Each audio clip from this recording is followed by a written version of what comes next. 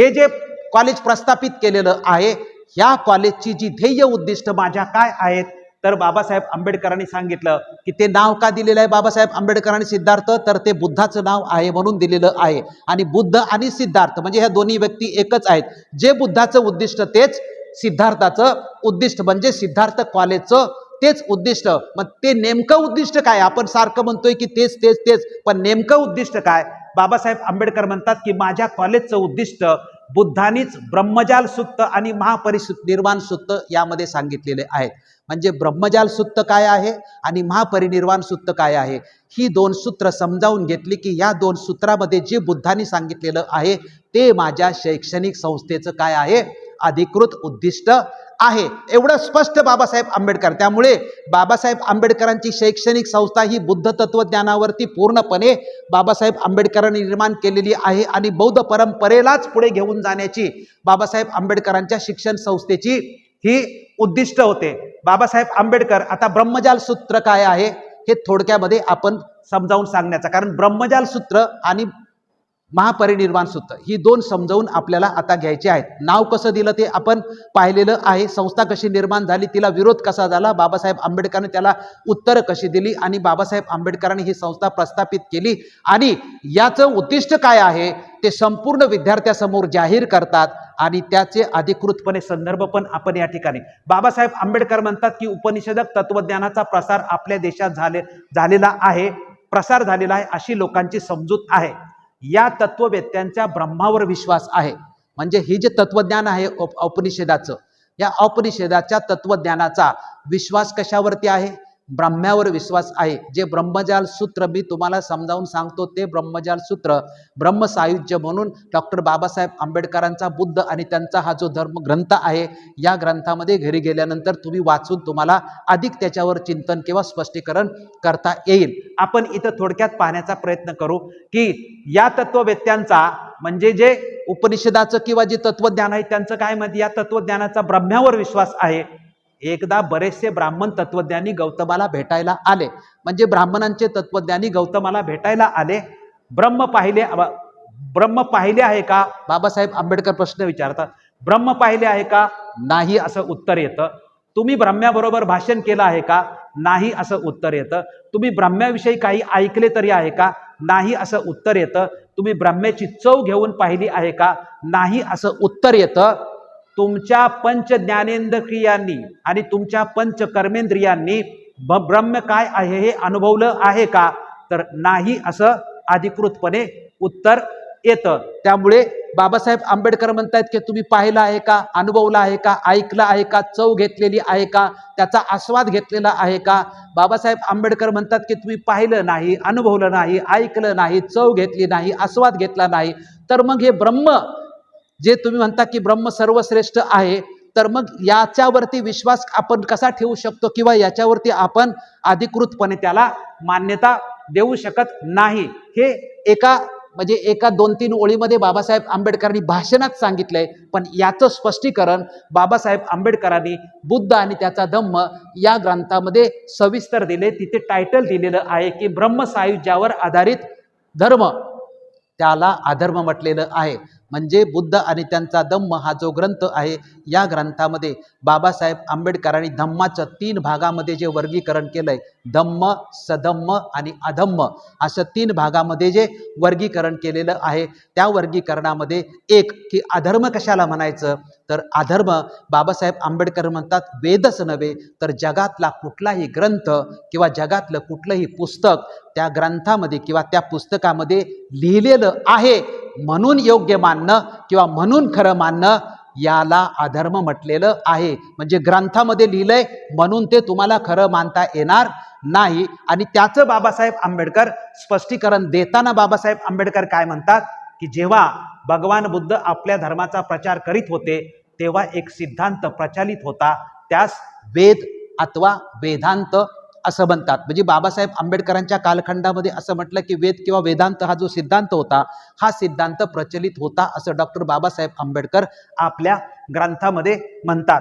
आणि मग बाबासाहेब म्हणते की सर्व विश्वामागे एक सर्वव्यापक जीवन तत्व आहे आणि विद्यमान असून त्या जीवन तत्वाला ब्रह्म असं म्हणतात. एक ब्रह्म हे एक वास्तविक आहे, परंतु बाबासाहेब आंबेडकरांचा बुद्धाचा वेदाला विरोध होता. हे अधिकृतपणे बाबासाहेब आंबेडकर वेदाला विरोध करतात. का विरोध होता? तर भगवान बुद्धाच्या मनात या सिद्धांताबद्दल आदर नव्हता. कोणतीही गोष्ट सत्य म्हणून स्वीकारण्याला काही ना काही प्रमाण असलं पाहिजे. म्हणजे प्रमाण किंवा पुरावा असल्याशिवाय कुठलीही गोष्ट बाबासाहेब आंबेडकर लिहितात की बुद्ध असे म्हणतात की कोणतीही गोष्ट जर प्रमाण असेल तरच ती आपण स्वीकारू शकतो. मग हे जे प्रमाण असलं पाहिजे याचे पुन्हा दोन प्रकार बाबासाहेब आंबेडकर लिहितात की प्रत्यक्ष प्रमाण असलं पाहिजे किंवा त्याचं अनुमान सुद्धा असलं पाहिजे. त्यामुळे प्रमाण आणि अनुमान असे दोन प्रकार आहेत. मग भगवान बुद्ध प्रत्यक्ष या शब्दाचा पुन्हा स्पष्टीकरण भगवान बुद्ध म्हणतात की भगवान बुद्धाचा प्रश्न आहे की ब्रह्म कोणी अनुभवला आहे का, ब्रह्म कोणी पाहिला आहे का, ब्रह्म्याबरोबर कोणी गोष्टी केलेल्या आहेत का, ब्रह्म्याचा वास घेतला आहे का. वासेट्ट आणि भारद्वाज हे दोघे ब्राह्मण तथागतांना भेटायला गेल्यानंतर त्यांच्याबरोबर दोघांचा झालेला जो संवाद आहे त्या संवादामध्ये बाबासाहेब आंबेडकरांनी हे प्रश्न केले का, तुम्ही पाहिलं आहे का, तुम्ही ऐकलं आहे का, तुम्ही चव घेतली आहे का, तुम्ही आस्वाद घेतलेला आहे का. म्हणजे तुम्ही म्हणता की ब्रह्म आहे, ब्रह्म आहे, ब्रह्म आहे, ब्रह्म आहे आणि तोच सर्वस्वी आहे. तर ते पाहिलं ऐकलं जर तुम्ही नसेल तर मग बाबा ते वासेताला हे सगळे प्रश्न भरतात. ते म्हणतात आम्ही पाहिलं नाही, ऐकलं नाही, प्रत्येक गोष्टीचं उत्तर ते देतात. मग ब्रह्माच्या अस्तित्वाचं दुसरं आता हे प्रत्यक्ष प्रमाण आहे का तुमच्याकडे? प्रत्यक्ष प्रमाण नाही. मग अनुमान आहे.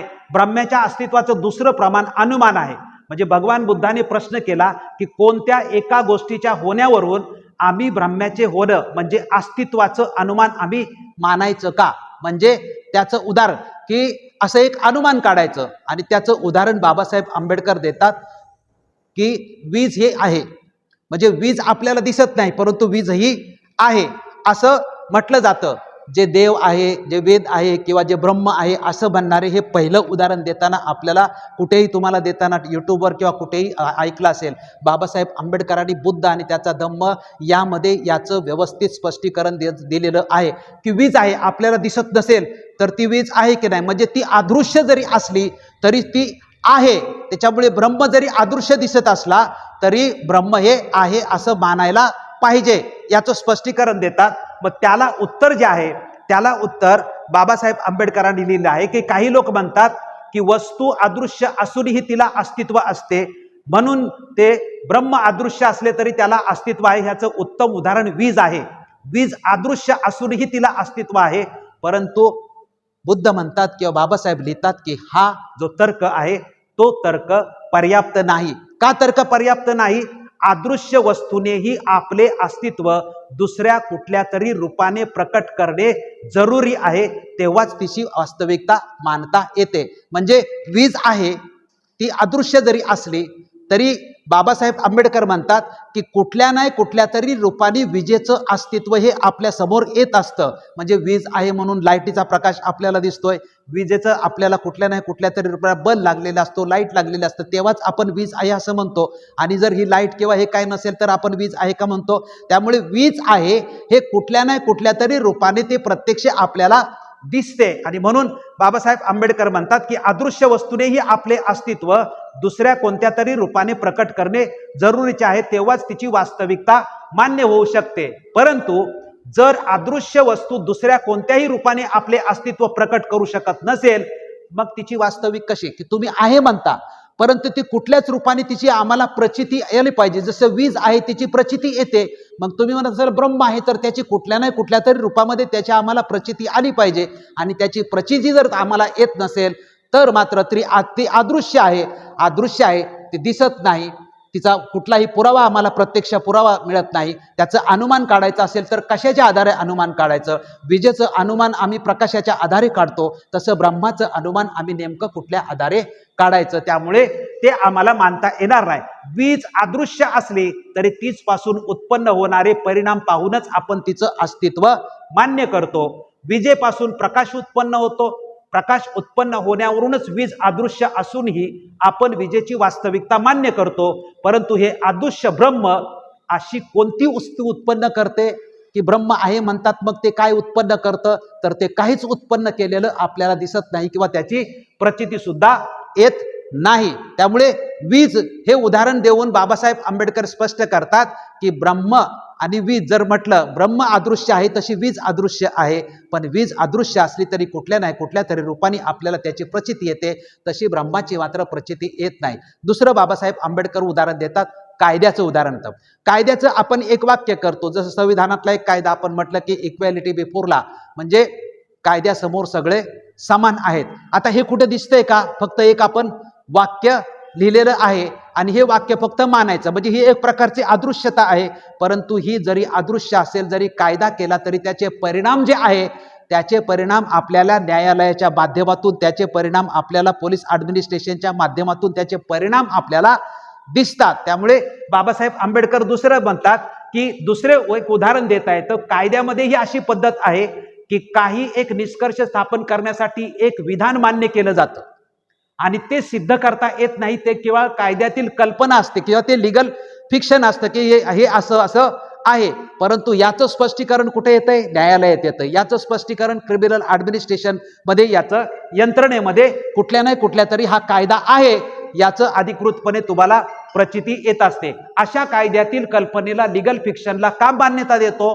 तर कायद्यातील कल्पनेला मान्यता देण्याचे कारण या मान्यतेनुसार न्यायाशी सुसंगत असे उपयुक्त परिणाम आपल्याला संभवतात. त्यामुळे ब्रह्म ही सुद्धा एक जर तुम्ही कल्पना आहे म्हणत असाल, तर मग तुम्ही ब्रह्म पाहिले आहे का? तीनही वेद, पुन्हा प्रश्न बाबासाहेब आंबेडकर आता सगळ्यांना विचारतात की तुम्ही ब्रह्म, हे प्रश्न कुणाला विचारतात? वासिष्ठ आणि भारद्वाज हे दोन ब्राह्मण तथागतांच्याकडे गेलेले आहेत आणि त्यांच्याबरोबर चाललेला परिसंवाद आहे. त्या प्रश्नामध्ये बाबासाहेब म्हणतात, तीनही वेद जाणणाऱ्या त्या ब्राह्मणामध्ये एक तरी ब्राह्मण असा आहे का की ज्याने ब्रह्म प्रत्यक्षात समोरासमोर पाहिलेला आहे? ते म्हणतात की नाही गौतमा, निश्चित पाहिलेलं नाही. बर, त्या तीनही वेद जाणणाऱ्या ब्राह्मणाचा एक तरी गुरुने ब्रह्म प्रत्यक्ष समोरासमोर पाहिले आहे का? नाही गौतमा, निश्चित पाहिलेलं नाही.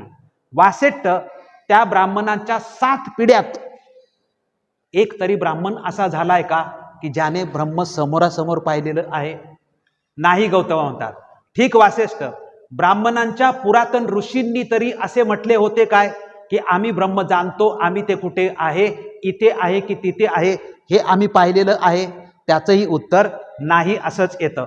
तथागत त्या 2 ब्राह्मण तरुणांना अशा प्रकारचे प्रश्न विचारत राहतात आणि मग म्हणतात की मग वासिष्ठ, तुला वाटत नाही का की यावरून त्या ब्राह्मणांच्या ब्रह्मसायुज्याच्या गोष्टी ह्या मूर्खपणाच्या गोष्टी आहेत? कारण त्याच्यातून आपण, तुमच्या कुणी पाहिलं असेल तर कुणीही सांगा, गुरूंनी पाहिलं असेल, तुम्ही असेल, 7 पिढ्यातल्या कुणीच पाहिलं असेल, तर तुम्ही प्रत्येक गोष्टीचं जर तुम्ही उत्तर नाही असं देत असाल, तर मग त्याच्यातून कुठलंही साध्य ब्रह्म आहे हे कुठलीही गोष्ट साध्य होत नसेल.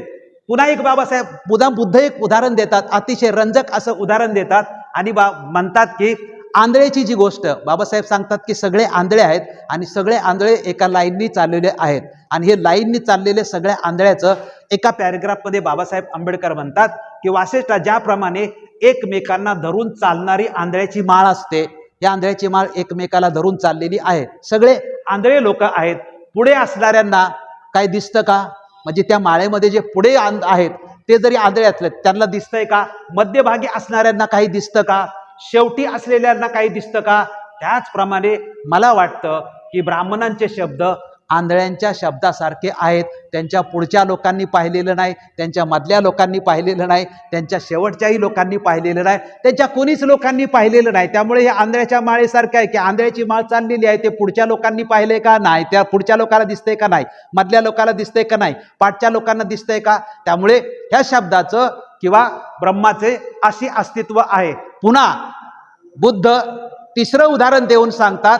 ते तिसरं उदाहरण असं आहे की बाबासाहेब बुद्ध सांगतात की अतिशय सुंदर स्त्री आहे आणि अतिशय सुंदर स्त्रीचं वर्णन बुद्धांनी केलेलं आहे. बुद्ध म्हणतात की एक अतिशय सुंदर स्त्री आहे आणि त्या सुंदर स्त्रीवरती एक व्यक्ती खूप प्रेम करतोय, परंतु त्या सुंदर स्त्रीला त्यांनी पाहिलेलं नाही. म्हणजे ती सुंदर स्त्री दिसायला कशी आहे, तिचं नाव कुठलं आहे, तिची जात कुठली आहे, तिचं गोत्र कुठलं आहे, तिचा वर्ण कसा आहे, ती काळी आहे का, गोरी आहे का, ब्राह्मण आहे का, क्षत्रिय आहे का, वैश्य आहे का, शूद्र आहे, ती नेमकी कुठल्या जातीची आहे. म्हणजे तो एका सुंदर स्त्रीवर ती बुद्ध काय म्हणतात की न पाहिलेल्या सुंदर स्त्रीवरती ती खूप सुंदर आहे असं म्हणतात, परंतु ती खूप सुंदर आहे तो प्रेम करतोय असं जर त्याच्या मित्रमंडळीला आजूबाजूच्या लोकांना वाटत असेल तर लोक त्याला विचारतील की ती नेमकी कुठल्या जातीची आहे बाबा, तू जिच्यावर प्रेम करतो ती ब्राह्मण आहे की क्षत्रिय आहे की वैश्य आहे की शूद्र आहे. परत विचारतील ती राहते कुठे बाबा, गावात राहते की शहरात राहते की वस्तीवर राहते, नेमकी कुठे राहते. म्हणजे यांनी पाहिलेलीच नसल्यामुळे या प्रत्येक गोष्टीचं उत्तर तो देऊ शकतो का, या कुठल्याही गोष्टीचं उत्तर देऊ शकत नाही. म्हणून बुद्ध सांगतात की वासिष्ठ ही गोष्ट कधीच न पाहिलेल्या एखाद्या स्त्रीवरती प्रेम करणाऱ्या माणसासारखी नाही. काय ती कोणत्या जातीची आहे, म्हणजे ती ब्राह्मण आहे, क्षत्रिय आहे, वैश्य आहे की नेमकी कुठली आहे, ती सांग ती कुठली आहे हे विचारलं तरी त्याचं उत्तर नाही असं येतं. तिचं नाव काय आहे, नाव माहीत नाही. तिच्या कुळाचं नाव काय आहे माहीत नाही. ती उंच आहे की ठेंगणी आहे की मध्यम आहे की कृष्ण म्हणजे कुठली तिची उंची किती आहे हे सांगू शकतो का. तिचा वर्ण कसा आहे, कृष्ण आहे का, गव्हाळ आहे का, सुवर्ण वर्णाची आहे, नेमका तिचा कलर कसा आहे, ती कोणत्या खेड्यात राहते, गावात राहते अथवा शहरात राहते, या सर्व प्रश्नांची उत्तरं विचारले तर तो त्या स्त्रीवर प्रेम करत असतो तरी त्याने कधीच पाहिलेली नसते. त्यामुळे त्याला कुठल्याही प्रश्नाचं उत्तर होय असं म्हणता येत नाही. त्यामुळे जसं आंधळ्याचं आहे तसंच या स्त्रीवर प्रेम करणाऱ्याचं सुद्धा आहे की याला त्याच्यातलं काहीही सिद्ध करता येत नाही. त्यामुळे जर तुम्ही सिद्ध करू शकत नसाल तर ब्रह्म आहे असं म्हणणं, परंतु त्याचं प्रत्यक्ष किंवा अनुमानात्मक दोन्हीही प्रकाराने जर सिद्ध करू शकला नाही तर त्याचं अस्तित्व आपल्याला मान्य करता येणार नाही. त्यामुळे वासेट कन्क्लूड करताना म्हणतात की वासेट हे सर्व तुला आता कसे वाटते, तुला असे वाटत नाही काय की त्या माणसाचे सर्व कथन हे मूर्खतापूर्ण आहे. ते दोन्हीही तरुण ब्राह्मण बोलले म्हणजे वासिष्ठ आणि भारद्वाज की हे खरोखर तसेच आहे. यास्तव ब्रह्म हेच वास्तव नसून त्यावर आधारलेला धर्म सुद्धा व्यर्थ आहे. त्यामुळे हे जे ब्रह्मजाल सूत आहे या ब्रह्मजाल सूतामध्ये काय सांगितलेलं आहे की ब्रह्म जर आहे असं जर तुम्ही म्हणत असाल तर त्याचा कुठलाही पुरावा प्रत्यक्षात किंवा अनुमानात्मक पुरावा कोणीही देऊ शकलेलं नाही. आणि जर तो पुरावा देऊ शकलं नसेल तर मग ते आहे असं मानता येणार नाही. हे ब्रह्मजाल सूतामध्ये तथागत भगवान गौतम बुद्धांनी जे सांगितलेलं आहे ते डॉक्टर बाबासाहेब आंबेडकरांनी आपल्या शब्दामध्ये त्याचं व्यवस्थित वर्णन बुद्ध आणि त्याचा धम्म या ग्रंथामध्ये अधिकृतपणे केलेलं आहे. त्यानंतर बुद्ध सांगतात ते कालाम सुत्त. बौद्ध धम्मामध्ये जगामधल्या बौद्ध धम्मामधलं किंवा बौद्ध धम्माचा जो एक गाभा म्हणजे आत्मा आपण ज्याला म्हणत नाही, पण बौद्ध धम्म जर तुम्हाला सिद्ध करायचा असेल तर बौद्ध धम्माच्या कसोट्या कुठल्या आहेत, बौद्ध धम्माचे अनेक सगळं तत्वज्ञान जरी खुडून काढलं तरी बुद्ध कोण आहे आणि बुद्धाचं तत्वज्ञान काय आहे तर कालाम सुत्त आहे. हे कालाम सुत्त जगप्रसिद्ध आहे की बुद्धाने ज्या सांगितलेल्या कसोट्या आहेत त्या कसोट्या फक्त आणि फक्त कालाम सुत्तामध्येच आहे. जे कालामांना दिलेलं जे प्रवचन आहे, परंतु संपूर्ण जगातले लाखो ग्रंथ बौद्ध धर्माचे जरी तुम्ही वाचले तरी त्या बौद्ध धर्माच्या कुठल्याही ग्रंथातल्या सूत्रावरती ऑब्जेक्शन घेऊ शकतात, परंतु त्या प्रत्येक ऑब्जेक्शनला उत्तर देते ते कालाम सुत्तामध्ये ऑब्जेक्शनला प्रत्येक सूत्र देऊ शकतं. म्हणून हे कालाम सुत्त अतिशय महत्वाचं आहे. आणि ते कालाम सुत्त कुठं आले, जे धम्म सधम्म आणि अधम्म हे जे बुद्ध आणि त्याचा धम्म या ग्रंथामधला की अधर्म कशाला म्हणायचं, म्हणजे धर्म पुस्तके प्रमादित आहे हे मानणंच अधर्म आहे. याचं स्पष्टीकरण बुद्ध आणि त्याच्या धम्म या ग्रंथामध्ये जे बुद्धांनी सांगितलेलं आहे ते बाबासाहेब आंबेडकरांनी आपल्या शब्दामध्ये कसं लिहिलेलं आहे ते बघा. वेद पवित्र, प्रमाण आणि प्रमादित आहेत. या तीनही गोष्टी बुद्धाने नाकारलेल्या आहेत. 23 सुत्तामध्ये भगवान बुद्धाने वेद म्हणजे एक निर्जल वाळवंट असं म्हटलेलं आहे. वेदच काय, पण कोणतंही वाङ्मय प्रबाधित नाही. प्रत्येक गोष्टीची परीक्षा आणि पुन्हा परीक्षा ही झालीच पाहिजे असं अधिकृतपणे बुद्ध म्हणतात. आणि मग कालाम सुत्तामध्ये सांगितलेलं आहे की कालाम लोकापुढील प्रवचनात भगवान बुद्धाने स्पष्ट केलेलं आहे. एकदा एका मोठ्या भिक्खू संघासमवेत कोसल जनपदातून जात असता भगवान बुद्ध कालामांच्या केसपुत्त या नगरात आले आणि त्या नगरात आल्यानंतर या नगरात केसपुत्त या नगरामध्ये कालामांच्या नगरीमध्ये आल्यानंतर सगळ्या शहरातल्या लोकांना कळलं की तथागत भगवान बुद्धांचं इथं आगमन झालेलं आहे। त्या नगरातील सर्व लोक म्हणजे कालाम लोक हे तथागतांच्याकडे आले आणि तथागतांना येऊन त्यांनी अनेक प्रश्न विचारले आणि त्या सगळ्या प्रश्नांची उत्तरं म्हणजे बौद्ध धम्माची कसोटी असं जगामध्ये मानलं जातं। म्हणजे त्यांनी प्रश्न काय विचारलं की हे तथागता की या केसपुत्त नगरामध्ये की अनेक लोक अनेक धर्माचे लोक येतात, वेगवेगळे विचारवंत येतात आणि इथं आम्हाला येऊन प्रवचन करतात, परंतु ते प्रवचन करताना सांगतात की मी जे सांगत आहे ते बरोबर आहे आणि इतर जे सांगत आहे ते चूक आहे। म्हणजे ते काय करतात की जो प्रत्येक जण येतो आणि तो म्हणतो की माझा धर्म बरोबर आहे, माझी विचारसरणी बरोबर आहे, माझं तत्वज्ञान बरोबर आहे, पण अगोदर तुम्हाला जो सांगून गेलेला आहे किंवा इतर जे काही प्रचलित आहे ते मात्र चुकीचं आहे। मग प्रत्येक जण म्हणत असेल की त्याचं चुकीचं आहे, मग आमच्या मनामध्ये संभ्रम निर्माण होतो की नेमकं आम्ही मानायचं कुणाचं, कारण जो तो येतो तो म्हणतो माझं माना बाकीच्यांना मानू नका आणि इथं सातत्याने सारखे कोण नाही कोणतरी प्रवचनकार किंवा धर्मप्रचारक असे सातत्याने येतात। आमच्या मनामध्ये संभ्रम निर्माण झालाय की तुम्ही सांगा की आम्ही आता नेमकं ऐकायचं कुणाचं। आपल्या आंबेडकरी चळवळीचं पण असंच झालेलं आढळतं आपल्याला। ही परिस्थिती जर आपण वर्णन केलं की धम्मामध्ये अनेक संघटना आहेत, राजकारणामध्ये अनेक संघटना आहेत आणि प्रत्येक जण म्हणतोय माझाच बरोबर। धार्मिक संघटना म्हणतात की आम्ही जो करतोय तर आमचाच धम्म बरोबर आणि आमचाच बुद्ध बरोबर, प्रत्येक जण दावा करतो की आमचंच कार्य बरोबर आहे, पण दुसरा मात्र मी म्हणतोय माझंच बरोबर आहे पण इतर मात्र सगळे माझ्यावरती टीका करतात। म्हणजे जेवढ्या संघटना आहेत त्या सगळ्या एक संघटना एकमेकांच्या वरती टीका करतानाच आपल्याला दिसते। तशीच संभ्रमाची परिस्थिती कालामांच्या मध्ये निर्माण झाली होती आणि मग ही जर संभ्रमाची परिस्थिती एखाद्या कुटुंबामध्ये, एखाद्या समाजामध्ये, एखाद्या राज्यामध्ये, एखाद्या राष्ट्रामध्ये अशी जर कोणी संभ्रमाची परिस्थिती निर्माण केली तर तथागत भगवान गौतम बुद्धाचं जे कालाम सुत्त आहे या कालाम सुत्ताचा अभ्यास केला की तुम्हाला त्याच्यामध्ये उत्तर मिळतं। आणि किती सुंदर उत्तर कालामांच्या सुत्तामध्ये तथागत भगवंतांनी दिलेलं आहे ते पहा। तथागताला उद्देशून त्यांनी अनेक प्रश्न विचारले की कोणाचे सत्य मानायचे व कोणाचे असत्य मानायचे हे तथागतांनी आम्हाला सांगावं। हे कालामांनो, तुम्ही जे केवळ ऐकता त्यावर विश्वास ठेवू नका। आता काय काय बुद्ध सांगतात ते मी तुम्हाला वाचून दाखवतो आणि मी हे तुम्हाला मुद्दाम का वाचून दाखवतोय, मी तोंडी सांगणं वेगळं आणि हे तथागतांचंच आहे आणि हे बाबासाहेब आंबेडकरांनी सांगितलेलं आहे, कारण धम्म ही अतिशय पवित्र आणि श्रेष्ठ गोष्ट आहे। तिच्यामध्ये काहीतरी घुसडून दुसरा काहीतरी चुकीचा संदर्भ काढणं हे योग्य नाही। म्हणून तुम्हाला हे मी जसंच्या तसं आहे ते अगोदर वाचून दाखवून नंतर त्याचं स्पष्टीकरण करण्याचा प्रयत्न करीत आहे। हे कालामांनो, तुम्ही जे केवळ ऐकता त्यावर विश्वास ठेवू नका। पुष्कळ लोक सांगतात म्हणून विश्वास ठेवू नका। धर्मपुस्तकात लिहिलेलं आहे म्हणून विश्वास ठेवू नका। तर्कशास्त्रावर आधारित तर्कशास्त्रानुसार आहे म्हणून विश्वास ठेवू नका। न्यायशास्त्रानुसार आहे म्हणून विश्वास ठेवू नका। सकृत दर्शनी पटण्यासारखं सुद्धा आहे म्हणून विश्वास ठेवू नका। ज्या समजुती आणि मते अनुकूल वाटतात म्हणून विश्वास ठेवू नका। बाह्यातकारी खऱ्यासारखे दिसते ते केवळ बाह्यातकारी सत्य म्हणून कोणा एका व्यक्तीने अथवा आचार्याने सांगितलेले आहे एवढ्यानंच त्यावर विश्वास ठेवू नका।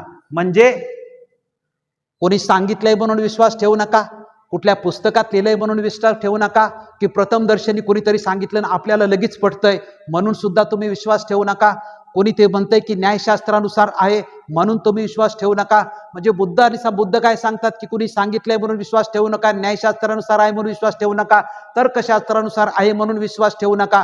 पुन्हा कालाम काय झाले की बुद्ध म्हणतात की याच्यावर विश्वास ठेवू नका, त्याच्यावर विश्वास ठेवू नका, त्याच्यावर विश्वास ठेवू नका। पुन्हा कालामांच्या मनामध्ये प्रश्न निर्माण होतो आणि कालाम मग म्हणतात की मग आम्ही नेमकं करायचं काय, की नेमकं आम्ही ऐकायचं कुणाचं आणि नेमकं याची कसोटी काय, की ह्याचं करायचं ह्याचं ऐकू नका, त्याचं ऐकू नका, त्याचं ऐकू नका, त्याचं ऐकू नका। मग आम्ही नेमकं ऐकायचं कोणी आणि त्या ऐकण्याच्या कसोट्या कुठल्या।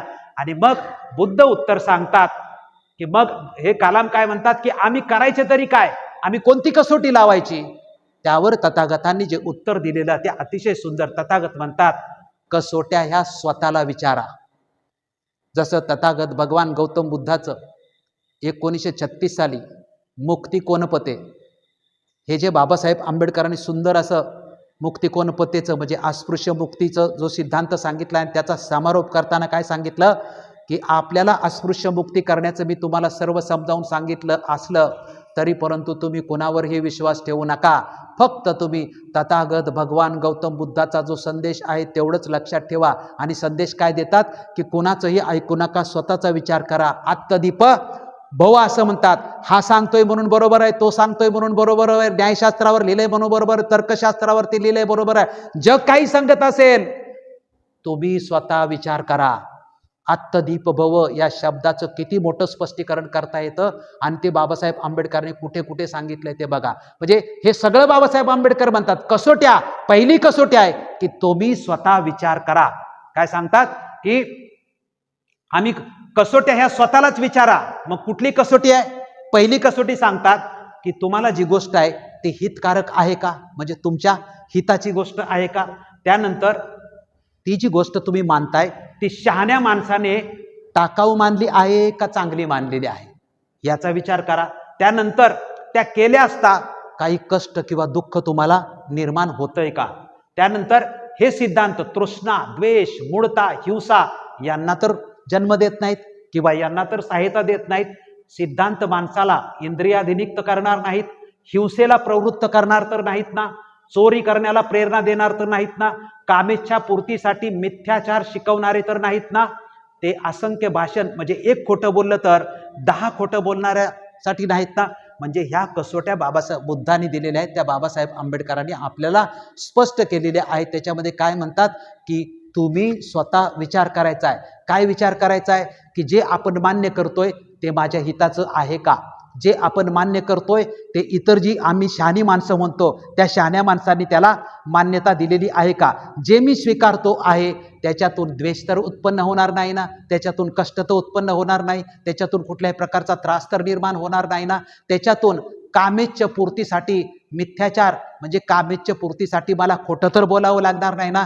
ह्या सगळ्या गोष्टी तुम्हालाच विचारायचं आहे. किती मोठा सिद्धांत सांगितलेला आहे की या जगाचं सगळं ऐका, म्हणजे म्हणतात ना ऐकावे जनाचे आणि करावे मनाचे. जे आपण म्हणतो की नाही हे सगळ्यांचं कोण काय म्हणतंय कोण काय म्हणतंय ते ऐका, परंतु तुमचा विचार तुम्हीच करा. हे सेम जसेच्या तसं वाक्य मुक्तिकोणपते मध्ये डॉक्टर बाबासाहेब आंबेडकरांनी सांगतात की कोणी काही तुम्हाला येऊन सांगेल, परंतु मी तुम्हाला एवढाच संदेश देतो की तुम्ही फक्त बुद्धाचा संदेशच लक्षात ठेवा. बुद्धाच्या संदेशावर तुम्ही विचार करा, तुम्ही स्वतः विचार करा. तुम्हाला पटलं तरच तुम्ही स्वीकारा, तुम्हाला पटत नसेल तर कोण काय सांगतंय याच्याशी काहीही मतलब ठेवू नका. आणि मग बुद्ध विचारतात की त्या श्रमण ब्राह्मणाचे सिद्धांत जे तुम्ही म्हणताय की त्यांनी एवढ्या एवढ्या लोकांनी आम्हाला येऊन सांगितलेलं आहे, मग जेवढ्या लोकांनी तुम्हाला काय सांगितलेलं आहे, कोण श्रमण आले, कोण ब्राह्मण आले, कोण विचारवंत आले, कोण धम्माचा प्रचार करणारे आले, त्या सगळ्यांचं तथागत म्हणतात की त्या श्रमण ब्राह्मणांचे सिद्धांत तुमचं हित साधणारे आहेत का. त्यावर कलाम उत्तर देतात की ते हित अहिताकडे घेऊन जाणारे आहेत. त्यानंतर ते लाभकारक आहेत का हानिकारक आहेत, ते निंदे आहेत की कसे आहेत, शहाण्या माणसांनी ते मान्य केले आहेत की नाहीत, या कसोट्या तुम्ही स्वतःच लावून बघा. आणि त्या कसोट्या तुम्ही स्वतः लावल्या की तुम्हाला कळेल की ते हितकारक आहे का अहितकारक आहे, चांगल्या माणसांनी त्याला मान्यता दिलेली आहे की नाही, हे सगळं. आणि म्हणून मग तथागत म्हणतात की जे धर्मग्रंथ आपले सिद्धांत शिकवतात ते तुमचे स्वतःचे प्रमाण आणि प्रमादित ठरतात का. आणि मग अशा पद्धतीने तुम्हाला जो अनुभव येतो तो अनुभव तुम्हाला जर शिकवत असेल. किती साधं उत्तर आहे. कालाम सुत्तामध्ये हे सगळं वर्गीकरण ऐकण्यापेक्षा संदेश काय आहे की तुमचा विचार तुम्हीच केला पाहिजे. तुम्हाला जर पटलं तर ते योग्य आणि तुम्हाला जर नाही पटलं तर ते काय आहे अयोग्य आहे. ते फक्त वेगवेगळ्या शब्दामध्ये कालाम सुत्तामध्ये म्हणजे आपण ब्रह्मजाल सुत्त पाहिलं आणि ब्रह्मजाल सुत्ताला जोडून आपण कालाम सुत्त पाहिलं. हे कालाम सुत्त बौद्ध धम्मातलं सर्वश्रेष्ठ आहे. म्हणजे बौद्ध धम्म हा श्रेष्ठ कसा मानायचा तर तो एकाच गोष्टाहून तो तर्कशुद्ध असला पाहिजे, तो तर्कावर आधारित असला पाहिजे, तो विवेकावर आधारित असला पाहिजे. म्हणजे आपण जी बुद्धांनी ज्या कसोटी लावलेल्या आहेत त्या सर्व बुद्ध धम्माच्या कसोट्या फक्त आणि फक्त तुम्हाला कालाम सुत्तामध्येच मिळतील, इतरत्र तुम्हाला त्या कुठेही मिळणार नाही. त्यानंतर शेवटचं आपण म्हणजे ब्रह्मजाल सुत्त पाहिलं. हे सुत्त आपण पाहिलेत कशासाठी तर पीपल एज्युकेशन सोसायटीच्या माध्यमातून जी कॉलेजेस निर्माण झालेली आहेत त्या कॉलेजांचं हे उद्दिष्ट आहे असं बाबासाहेब आंबेडकर पहिल्या वर्षी विद्यार्थ्यांच्या समोर प्रवचन करतात की सिद्धार्थ कॉलेजची परंपरा ही बौद्ध धम्माच्या ब्रह्मजाल सुत्तातून आणि महापरिनिर्वाण सुत्तातून, आपण ब्रह्मजाल सुत्त पाहिलं, कालाम सुत्त पाहिलं आणि आपण आता महापरिनिर्वाण सुत्त आपण या ठिकाणी पाहणार आहोत. हे अगदी आपल्या ऐकण्यातलं आहे की तथागत भगवान गौतम महापरिनिर्वाण सुत्त म्हणजे काय, तर महापरिनिर्वाण सुत्त म्हणजे शेवटच्या क्षणी तथागतांनी जे आनंदाबरोबर संवाद झालेले आहेत आणि विशेषतः हे जे संवाद झालेले आहेत ते संवाद कशासाठी झालेले आहेत, तर आनंद आणि काही भिक्खू तथागतांच्याकडे जातात आणि सांगतात की तुमच्या नंतर वारसाची नेमणूक करायला पाहिजे असं महापरिनिर्वाण सुत्तामध्ये तथागतांना 2 ते 3 वेळा आनंद जाऊन विचारतो. आणि शेवटचं हे प्रसंग चालू असतानाच मध्ये एक घटना घडते, ते म्हणजे सुभद्र नावाचा भिक्खू जो आहे तो तथागतांना जाऊन शेवटच्या क्षणी भेटतो आणि त्याला आत प्रवेश आनंद देत नाही, पण तथागत त्याचं संवाद ऐकतात आणि आनंदाला सांगतो की त्याला आतमध्ये सोड, कारण तो जो आलेला असतो तो पळत पळत आलेला असतो, कारण संपूर्ण कुशिनारा नगरीमध्ये त्यावेळेस तथागत आज रात्रीच्या शेवटच्या प्रहरी आपलं देहवासन करणार आहेत किंवा आपला प्राण सोडणार आहेत. त्या नगरीमध्ये सर्वत्र माहिती गेलेली असते आणि मग हा जो सुभद्र नावाचा व्यक्ती असतो त्याला आता तथागतांच्याकडून दीक्षा घ्यायची असते, भिक्खू व्हायचं असतं आणि ही शेवटची संधी आहे. तो त्या नगरीत राहणारा असतो म्हणून तो तिकडे जातो आणि तो तथागत त्याला शेवटच्या क्षणी जी आहेत ते शेवटच्या क्षणी त्याला दीक्षा देतात. तथागतांनी शेवटी कुणाला दीक्षा दिली, तर सुभद्र नावाच्या व्यक्तीला भिक्खू बनवलंय. हे महापरिनिर्वाण सुत्त मुख्य शिष्य कुशिनारा या ठिकाणी राहतात. मुख्य शिष्य आनंद यांनी गौतमाला विचारलं, म्हणजे आपण सुरुवातीला जे बाबासाहेबांनी भाषणात म्हटलेली वाक्य आहेत ते गौतमाला विचारलं की आम्हाला काही मार्गदर्शन केलं नाही. 40 वर्षाच्या संभाषणात सांगण्यासारखं काही राहिलं असेल मला वाटत नाही. म्हणजे तथागत भगवान गौतम बुद्धांनी खऱ्या अर्थाने प्रचार प्रसार किती केला, 29व्या वर्षी घर सोडलं आणि 35व्या वर्षी तथागत भगवान गौतम बुद्धांना 6 वर्षानंतर ज्ञानप्राप्ती झालेली आहे. ज्ञानप्राप्ती झाल्यानंतर तथागतांनी या पृथ्वीच्या पाठीवर जे धम्माचा प्रचार आणि प्रसार जो केला, म्हणजे धम्मचक्क पवत्तन सुत्त जे आहे ते ऋषीपत्तन वनामध्ये 5 भिक्खूंच्या समोर सांगितलं आणि तिथून पुढे जो धम्माचा प्रचार केला तो बरोबर 45 वर्ष तथागत भगवान गौतम बुद्धांनी धम्माचा प्रचार आणि प्रसार केला. तेव्हा आनंदाला सांगतात की हे आनंदा, तू मला विचारत असेल की माझ्यानंतर काय किंवा तुम्ही आम्हाला काही मार्गदर्शन केलेलंच नाही, तर या 45 वर्षामध्ये मी काही सांगण्याचं बाकी ठेवलं असेल असं मला तरी अजिबात वाटत नाही. त्यामुळे तथागत आनंदाला सांगतात की ते म्हणतात की ती गोष्ट तुमच्या विचारशक्तीला तर्कशक्तीला पटत असेल तरच तुम्ही ती खरी माना, नाहीतर तुम्ही ती खुशाल टाकून द्या. गौतम बुद्धाच्या म्हणण्याचा अर्थ काय, म्हणजे डॉक्टर बाबासाहेब आंबेडकर ज्यांनी भाषण केलं विद्यार्थ्यांच्या समोर आणि ब्रह्मजाल सुत्त आणि महापरिनिर्वाण सुत्त याचा अर्थ सांगताना गौतम बुद्धाच्या म्हणण्याचा अर्थ काय, त्याचा अर्थ असा आहे की काय म्हणतात बाबासाहेब, प्रत्येक मनुष्याला विचार स्वातंत्र्य आहे. म्हणजे स्वातंत्र्य, समता आणि बंधुत्व हे जे आहे हे प्रत्येकाला असणं आहे की हे, पण त्या स्वातंत्र्याचा उपयोग त्यांनी सत्य शोधन करण्यात पाहिलं पाहिजे. आत्तदीप भव, तुम्हाला विचार करण्याची अक्कल आहे, विचाराचं स्वातंत्र्य आहे, मग त्या स्वातंत्र्याचा तुम्ही उपयोग व्यवस्थित केला पाहिजे. ते तुम्हाला पटतं की नाही तुमचा तुम्हीच विचार करायला पाहिजे. आणि सत्य म्हणजे काय, सत्य हेच आहे की मनुष्याच्या पंच ज्ञानेंद्रियांना व पंचकर्मेंद्रियांना सत्य पटलं पाहिजे, म्हणजे ते सत्य पाहता आले पाहिजे, ऐकता आलं पाहिजे, त्याचा वास घेता आला पाहिजे, त्याचा स्वाद घेता आला पाहिजे व त्याच्या अस्तित्वाबद्दल आपल्याला साक्ष पटवता आली पाहिजे. ही ध्येय गौतमानी आपल्या शिष्यांपुढे ठेवली होती आणि हीच ध्येय आमचे सिद्धार्थ कॉलेज अनुसरणार आहे. आणि कुठलं एक सत्य शोधून काढणे व जो धर्म आपल्याला मानवता शिकविल त्याच धर्माचे अनुसरण करणं. धर्म म्हणजे सत्य आहे हे आम्ही शिकले पाहिजे. नाही सत्यात परो धर्म हेच आपले ध्येय असायला पाहिजे. आपण केव्हाही इतरांना दुखवता कामा नये, हीच आमच्या धर्माची खरी शिकवण आहे. सत्य शोधण्याच्या कामात माणसाला पूर्ण स्वातंत्र्य मिळाले पाहिजे, हे आपल्या कॉलेजचं ध्येय आहे. त्यामुळे हे जे ब्रह्मजाल सुत्त किंवा महापरिनिर्वाण सुत्त आहेत, या महापरिनिर्वाणामध्ये बाबासाहेब आंबेडकरांनी अधिकृतपणे आपल्या प्रवचनामध्ये सांगितलं आहे की सत्य या आहे. मग महापरिनिर्वाण सुत्तामध्ये जे 3 प्रसंग आहेत ते 3 प्रसंग थोडक्यामध्ये तुम्हाला सांगणार आहे. त्याच्यातला पहिला प्रसंग आहे महापरिनिर्वाण सुत्तामध्ये, तो म्हणजे निघंटीनाथ पुत्र.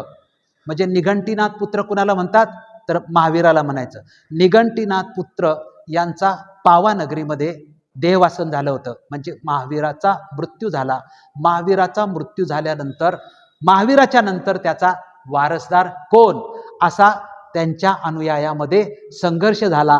आणि तो संघर्ष झाल्यानंतर तिथं चुंद नावाचा जो अनुयायी बुद्धाचा होता, तो चुंद नावाचा अनुयायाने तो सगळा प्रसंग पाहिल्यानंतर तो आनंदाकडे येतो आणि आनंदाला म्हणतो की निघंटीनाथ पुत्राचं निधन झाल्यानंतर किंवा त्याचं देहवासन झाल्यानंतर त्याच्या अनुयायामध्ये वारसाच्या नावाने जो संघर्ष सुरू आहे तसाच संघर्ष बुद्धाच्या नंतर सुद्धा होऊ शकतो.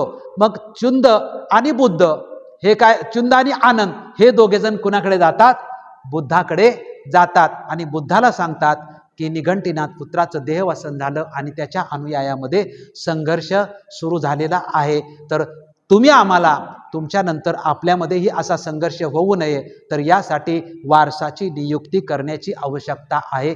त्याच्यावरती बुद्धांनी काय उत्तर दिलंय ते पहा की बुद्ध काय म्हणतात की महावीराचे जे शिष्य आहेत ते धर्मज्ञानामध्ये पारंगत नाहीत आणि माझे जे शिष्य आहेत ते धर्मज्ञानामध्ये पारंगत आहेत. माझ्या धर्माबद्दल माझ्या अनुयायामध्ये कुठल्याही प्रकारची शंका नाही. ते धर्माबद्दल ज्ञानी आहेत, पारंगत आहेत. जर माझे शिष्य धर्मामध्ये जर पारंगत असतील आणि आहेत, त्यामुळे पारंगत असलेले माझे शिष्य माझ्यानंतर सुद्धा आपापसामध्ये धम्माच्या नावाने संघर्ष करणार नाहीत. त्यामुळे वारसाच्या नियुक्तीची मला आवश्यकता वाटत नाही. त्यामुळे महावीराचा मृत्यू झाल्यानंतर वारस नियुक्त करण्यासाठी विनंती करण्यासाठी आलेल्यांना तथागत नकार देतात. पुन्हा दुसरा प्रसंग घडतो आणि दुसऱ्या प्रसंगाला आनंद म्हणतात की मग तुमच्या मृत्यूनंतर विनयाबाबतीत संघर्ष होण्याची शक्यता आहे, त्यामुळे तुम्ही वारस नेमला पाहिजे. म्हणजे विनयाच्या बाबतीत जर संघर्ष झाला की हा जो कोड ऑफ कंडक्ट आणि तुम्ही झालेला बघता, ज्या 6 धम्मसंगीती झालेल्या आहेत त्या त्रिपिटकामधल्या विनय पिटकासाठी सगळ्या झालेल्या आहेत की आपण कुठल्या मानायचे नियम आणि कुठले मानायचे नाहीत नियम आचरणाचे, याच्यावरूनच संघर्ष. आनंद म्हणतो तथागतांना की जर विनयाच्या बाबतीत काही भांडण झालं संघामध्ये आपसामध्ये तर ते भांडण होऊ नये, त्यासाठी तुम्ही वारसाची नियुक्ती म्हणा. त्याचं स्पष्टीकरण बुद्ध देताना त्याचं स्पष्टीकरण काय म्हणतात की विनयाचं दुःख निर्माण. तथागत म्हणतात की विनयाचे भांडण क्षुल्लक आहे. विनयाच्या भांडणाबद्दल मला काही विशेष वाटत नाही, पण धम्माबद्दलचा जर वाद झाला तर तो मात्र चिंताजनक वाद आहे. म्हणजे विनय कोड ऑफ कंडक्ट आहे, म्हणजे आचारसंहिता आहे. ही आचारसंहिता कशी असते, काळानुरूप तिच्यामध्ये बदल हा करावा लागतो. म्हणजे पूर्वी भिक्खू हा चालत प्रवास करत होता, आज तो चालत प्रवास करतोय का? आज तो गाडीने, विमानाने, हेलिकॉप्टरने सगळ्या प्रकारे करतोय. त्या कालखंडामध्ये ते नव्हतीच गोष्ट, आजच्या कालखंडामध्ये ते उपलब्ध आहे. म्हणजे आचरणामध्ये बदल आपोआप होतो. त्या कालखंडामधला जो कपडे घालण्याचा प्रकार असेल, खाण्यापिण्याचा प्रकार असेल, म्हणजे कोड ऑफ कंडक्ट किंवा आचरणाच्या नियमाबद्दल काळानुरूप बदल होऊ शकतो आणि तसं तुम्हाला वाटलं तर तुम्ही त्याच्यामध्ये बदल करू शकता.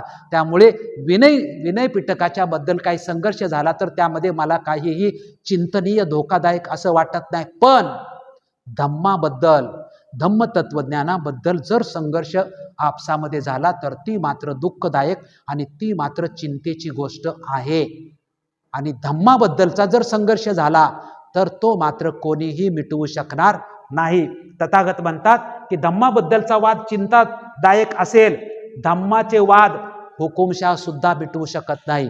जे धम्म तत्वज्ञानाचं आहे, हुकुमशाह आपल्या तलवारीच्या जोरावरती तत्वज्ञानाचा वाद मिटवू शकतो का? एका वेळेस तो नियम बदला आणि हे नियम असं करा म्हणू शकतो, परंतु तत्वज्ञानाचं भांडण मिटवू शकत नाही. कारण तत्वज्ञानाचा सिद्धांत हा अजरामर असतो. ज्याने दिलेला आहे त्याच्याच नावाने तो कायमस्वरूपी असतो. तत्वज्ञान कधीही बदलत नाही, नियम मात्र बदलत असतात, परंतु तत्वज्ञान हे कायमस्वरूपी अजरामर आहे. 2500 वर्षापूर्वीचं तत्वज्ञान 2500 वर्षानंतर तथागतांचं जे आहे ते भारतीय संविधानामध्ये आलं, ते रिपब्लिकन पार्टी ऑफ इंडियात आलं आणि त्याच तत्वज्ञानाच्या आधारावरती स्वातंत्र्य, समता आणि बंधुत्वावरती आदर्श समाज निर्माण झाला पाहिजे. हे 2500 वर्षानंतर 1936 साली ॲनिहिलेशन ऑफ कास्टमध्ये बाबासाहेब आंबेडकर सांगतात की स्वातंत्र्य, समता आणि म्हणजे 2500 वर्षापूर्वीच्या तत्वज्ञानावरती समाज व्यवस्था निर्माण झाली पाहिजे. याचा अर्थ काय आहे की तथागत भगवान गौतम बुद्धाचं जे तत्वज्ञान आहे ते अजरामर आहे. तत्वज्ञानामध्ये कुठल्याही प्रकारचा बदल होत नाही. नियमामध्ये बदल होऊ शकतात. तत्वज्ञान कितीही मोठा हुकुमशाह आला, तो तलवारीच्या जोरावरती तत्वज्ञानामध्ये बदल करू शकत नाही, मिटवू शकत नाही. म्हणून तथागत म्हणतात की धम्माचे वाद हुकुमशाह मिटवू शकत नाही, पण कोणत्याही वादाबद्दल जर संघर्षच निर्माण झाला, मग तो विनय पिटकाचा असेल, धम्माचा असेल, जर संघर्षच निर्माण झाला तर तो मिटवण्याचा प्रकार म्हणजे पूर्णपणे संघाने एकत्र बसून त्याच्यावरती परिपूर्ण विचार करून व्यवस्थित चर्चा चर्वण करून संघाने बहुमताने निर्णय घेऊन नियमामध्ये तुम्हाला बदल करता येईल. एका व्यक्तीला बदल करण्याचा अधिकार असणार नाही. यामधून तुम्ही लक्षात घ्या, आपण संदेश काय घेतो की तथागतांनी सांगितलं की कोड ऑफ कंडक्टवरून भांडण झालं किंवा कुठल्याही गोष्टीवरून भांडण झालं तरी हे भांडण मिटवण्याचा किंवा वाद मिटवण्याचं तथागत काय म्हणतात की त्याला नेमला म्हणजे हुकुमशाह कुठलाही भांडण मिटवू शकत नाही.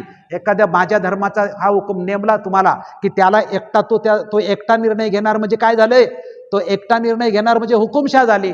फक्त अध्यक्ष की ह्या संघटनेचा तोच प्रमुख आहे, त्यांनी सगळे निर्णय घ्यावेत, अशा पद्धतीचा निर्णय हे अजिबात योग्य होऊ शकणार नाही. त्याच्यामुळे मला वारस नेमण्याची आवश्यकता नाही. कारण मला वारस का नेमण्याची आवश्यकता नाही, मी वारस नेमला की तो ऑटोमॅटिक हुकुमशाह बनेल आणि तो त्याचा निर्णय सगळ्यांना मान्य करावा लागेल. नाही, धम्माबद्दलचा, विनयाबद्दलचं काहीही वाद निर्माण झाले तर संपूर्ण भिक्खू संघाने एकत्र बसावं, त्याच्यावरती सविस्तर चर्चा करावी आणि ती चर्चा केल्यानंतर बहुमताचा जो निर्णय असेल तो अधिकृतपणे मान्य करण्यात यावा. आणि म्हणून म्हणतात की वारसाची नियुक्ती हा कोणत्याही वादावरचा तोडगा असू शकत नाही. म्हणजे एकंदरीत 3 वेळा भिक्खू संघाचे लोक आनंद, चुंद प्रथम गेला, पुन्हा आनंद गेला आणि पुन्हा गेला, तरी तथागतांनी शेवटपर्यंत काय सांगितलं की वारसाच्या नियुक्तीची आवश्यकता अजिबात नाही. कारण वारसाच्या नियुक्ती जी होईल ती हुकुमशाहमध्ये त्याची परिणिती निर्माण होऊ शकते. त्यामुळे तथागतांचा हा जो सिद्धांत आहे, हा सिद्धांत की वारसाच्या नियुक्तीचा आहे, हे 3 वेळा 3 प्रसंग झाल्यानंतर मध्येच हे चालू होती चर्चा तथागतांची आणि आनंदाबरोबरची वार्ता. तेवढ्यात त्या चर्चेमध्ये कोण येतो, सुभद्र येतो आणि सुभद्र येऊन म्हणतो की मला तथागतांना भेटायचं आहे आणि मला दीक्षा काही करून घ्यायची आहे. आनंदाचं आणि सुभद्राचं जे भाषण चाललेलं आहे ते ऐकून मग आतमध्ये तथागत त्याला बोलवतात आणि तथागतांनी शेवटची जी दीक्षा दिलेली आहे, ती शेवटची दीक्षा काय दिलेली आहे सुभद्राला ते मुद्दाम मी तुम्हाला वाचून दाखवतो. आपण सुभद्राची स्टोरी संपूर्ण सांगतो, परंतु दीक्षा कुठल्या तत्वावरती दिली ती सांगतो. तथागत म्हणतात सुभद्राला संदेश देताना, ज्या धम्ममतामध्ये आर्य अष्टांगिक मार्ग नाही त्यात श्रमण असू शकत नाही आणि ज्या धम्ममतामध्ये आर्यांग अष्टांगिक मार्ग आहे त्यात श्रमणी असतो. माझ्या धम्ममतात आर्य अष्टांगिक मार्ग आहे, म्हणून ह्या धम्ममतात स्त्रोतापन्न, सकृतगामी, अनागामी व आर्यंत असे 4 प्रकारचे श्रमण आहेत. दुसऱ्या धम्मात श्रमणांचा अभाव आहे. पण सुभद्र, जर ह्या धम्ममताचा अनुयायांनी सम्यक जीवन व्यतीत केले तर ह्या जगात अरहंताचा अभाव कधीच आढळणार नाही. म्हणजे सुभद्राला संदेश काय दिला, सुभद्राला एकच संदेश दिला की जो तथागत भगवान गौतम बुद्धांनी आर्य अष्टांगिक मार्ग सांगितला, आर्य अष्टांगिक मार्गालाच आपण काय म्हणतो की तथागतांचा मध्यम मार्ग, म्हणजे सम्यक सृष्टी असेल, सम्यक आजीविका असेल किंवा सम्यक व्यायाम असेल.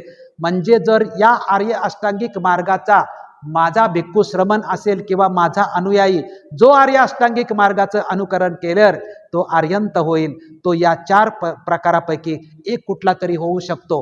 आपण जर आर्य अष्टांगिक मार्गाप्रमाणे आपण जर आपले जीवन व्यतीत केलं तर मात्र या जगामध्ये अर्हंताची किंवा या जगामध्ये बौद्ध धम्माला आचरण करण्याची शिकवण्याचे अर्हंत असेल, त्रुतागामी असेल, अनागामी असेल, असे जे भिक्खू आहेत असे भिक्खू या जगाला कधीही कमी पडणार नाहीत. म्हणजे काय, जर कमी पडत असतील तर त्यांचं जीवन किंवा त्यांचं वर्तन आर्य अष्टांगिक मार्गाप्रमाणे नाही, हे त्यामधून सिद्ध होतं. म्हणजे हा संदेश तथागतांनी कुणाला दिला? सुभद्राला दिला. आणि शेवट मग भगवान गौतम आनंदाला म्हणतात की ह्या आनंदा, कदाचित तू असं म्हणशील की गुरूंची वाणी आता लोपली, आता आम्हास कोणी गुरु उरला नाही, पण आनंदा तुला असं वाटता कामा नये. म्हणजे माझं देहवासन संपल्यानंतर आता आम्हालाच कोणी गुरु उरला नाही, आमची गुरूंची वाणी आता संपलेली आहे, याच्या पुढे आम्हाला तथागतांचं प्रवचन ऐकायला मिळणार नाही. हे अतिशय महत्त्वाचं शेवटचं आहे तथागतांचं. आणि काय तथागत यातून संदेश देतात?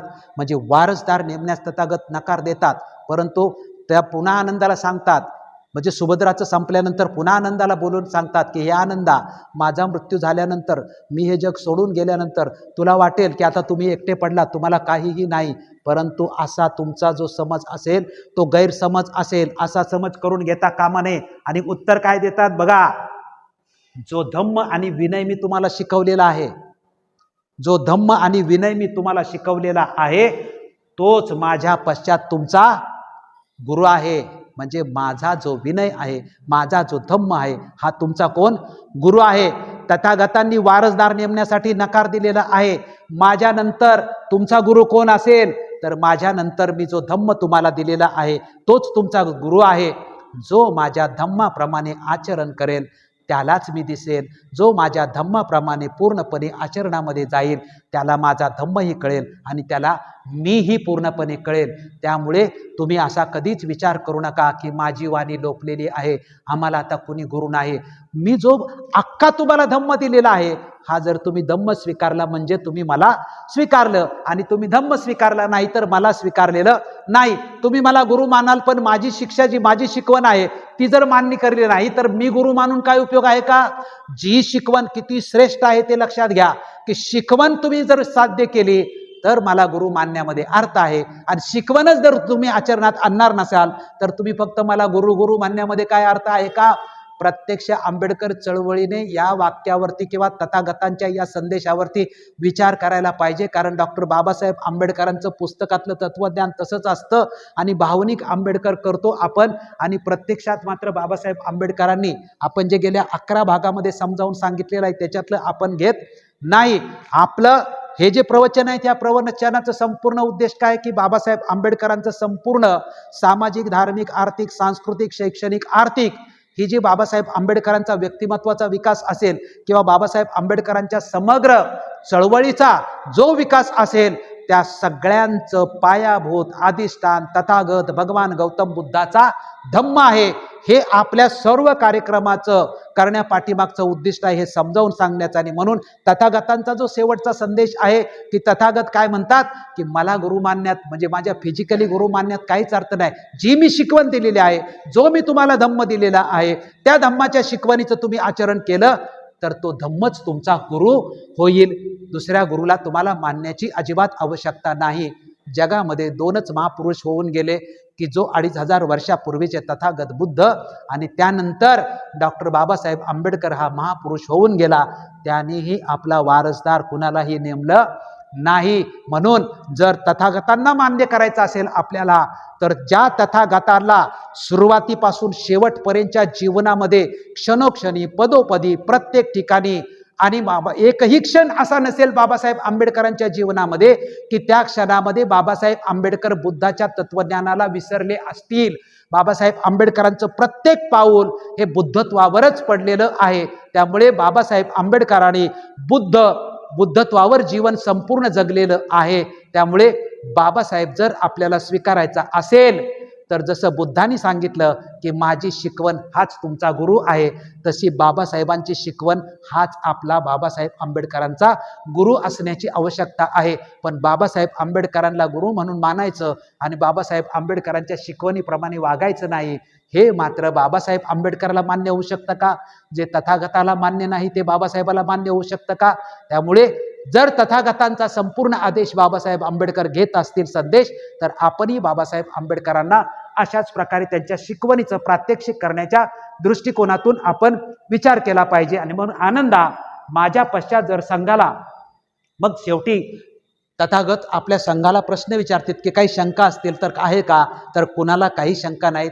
तथागत म्हणतात की माझ्या धम्माबद्दल कुठल्याही प्रकारची शंका माझ्या संघाला आणि माझ्या अनुयायाला नाही. आणि मग शेवटी तथागत भिक्खूंना उद्देशून म्हणाले की भिक्खू, मी तुम्हाला पुन्हा स्मरण करून देतो. आणि शेवटच्या तथागतांचं जे वाक्य आहे, म्हणजे देहवासन होण्यापूर्वी किंवा मृत्यूच्या पूर्वीचा जो क्षण आहे, त्या क्षणाचं जे वाक्य आहे ते तथागत सांगतात की हे भिक्खू, सर्व संस्कार अनित्य आहेत, आपला मार्ग अप्रमादपूर्वक आक्रमण करा. तथागतांचे हे शेवटचं शब्द आहेत की आपलं सर्व संस्कार काय आहेत?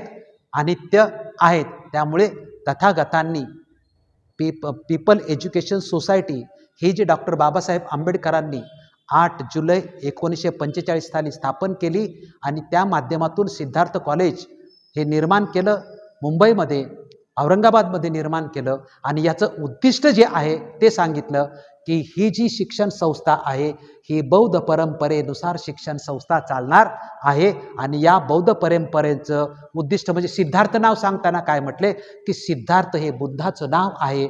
जे बुद्धाची उद्दिष्ट तीच सिद्धार्थाची उद्दिष्ट, आणि सिद्धार्थाची उद्दिष्ट तीच पीपल एज्युकेशन सोसायटी आणि माझ्या कॉलेजची अधिकृतपणे उद्दिष्ट आहे. त्या उद्दिष्टामध्ये 2 सिद्धांत प्रामुख्याने आहेत. एक ब्रह्मजाल सुत्त आहे. ब्रह्मजाल सुत्त सांगताना काय म्हणतात की कुठलीही गोष्ट मानायची असेल तर त्याला प्रत्यक्ष प्रमाण असलं पाहिजे किंवा ते अनुमानावरती आधारित असलं पाहिजे.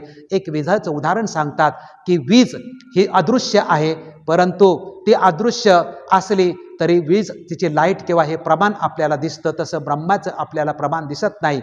कायद्याचं एक वाक्य असतं, ते कायद्याचं वाक्य किंवा ते अदृश्य असतं, परंतु त्याचे परिणाम मात्र न्यायालयात किंवा इतरत्र आपल्याला दिसतात. त्यामुळे प्रमाण असलं पाहिजे, अनुमान असलं पाहिजे किंवा प्रात्यक्ष असलं पाहिजे. आणि बाबासाहेब आंबेडकर हे सिद्ध करतात की माझ्या कॉलेजचं जे उद्दिष्ट आहे की विचार स्वातंत्र्य असणाऱ्या व्यक्तींनी स्वतः विचार करावा आणि स्वतःला पटेल तेच स्वीकारावं आणि सत्य शोधून काढावं. त्यामुळे ब्रह्मजाल सुत्त आणि महापरिनिर्वाण सुत्त ही 2 सुत्त जी आहेत ही माझ्या पीपल्स एज्युकेशन सोसायटीची काय आहेत?